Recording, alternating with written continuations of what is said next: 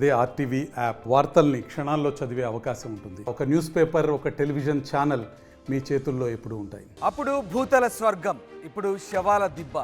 అప్పుడు ప్రకృతి సోయగాలు, ఇప్పుడు బాధితుల అర్తనాదాలు. అప్పుడు పచ్చదనంతో నిండిపోయిన ప్రాంతం, ఇప్పుడు నామరూపాలు లేకుండా పోయింది. వరద విలయం వయనాడ్ను ఎంతలా మార్చేసింది. 2 రోజుల వ్యవధిలో కురిసిన వర్షాలు వేలాది మంది జీవితాల్ని తలకిందులు చేశాయి. గ్రామాలే తుడిచిపెట్టుకుపోయాయి. మృతుల సంఖ్య అంతకంతకు పెరుగుతూనే ఉంది. గాయపడ్డ వారి సంఖ్య 200 దాటింది. మరింతో మంది ఆచూకీ తెలియరావడం లేదు. ఆకాశానికి చిల్లు పడిందన్నట్టుగా పడిన కుండపోత వాన, బురద, బండరాలతో కలిసి ముంచేసింది వరద.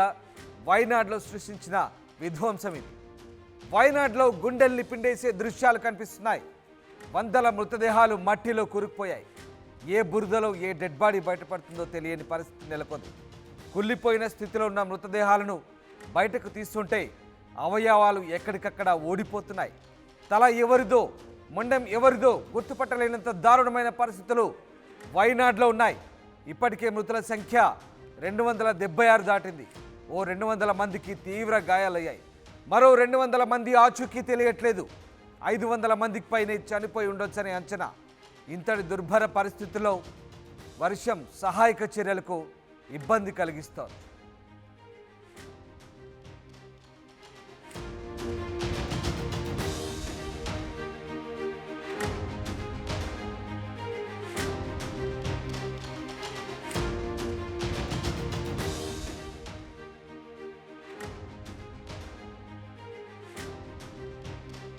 అప్పుడు భూతల స్వర్గం, ఇప్పుడు శవాల దిబ్బ. అప్పుడు ప్రకృతి సోయగాలు, ఇప్పుడు బాధితుల అర్తనాదాలు. అప్పుడు పచ్చదనంతో నిండిపోయిన ప్రాంతం, ఇప్పుడు నామరూపాలు లేకుండా పోయింది. వరద విలయం వయనాడ్ను ఎంతలా మార్చేసింది. 2 రోజుల వ్యవధిలో కురిసిన వర్షాలు వేలాది మంది జీవితాల్ని తలకిందులు చేశాయి. గ్రామాలే తుడిచిపెట్టుకుపోయాయి. మృతుల సంఖ్య అంతకంతకు పెరుగుతూనే ఉంది. గాయపడ్డ వారి సంఖ్య 200 దాటింది. మరింతో మంది ఆచూకీ తెలియరావడం లేదు. ఆకాశానికి చిల్లు పడిందన్నట్టుగా పడిన కుండపోత వాన, బురద, బండరాలతో కలిసి ముంచేసింది వరద.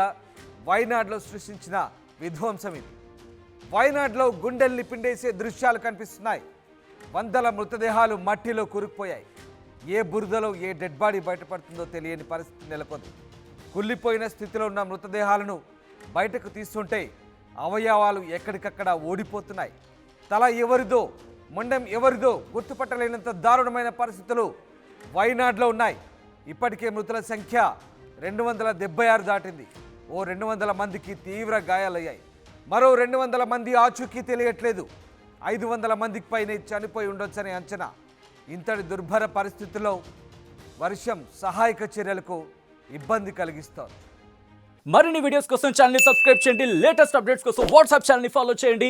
అండ్ లింక్ డిస్క్రిప్షన్ లో ఉంది.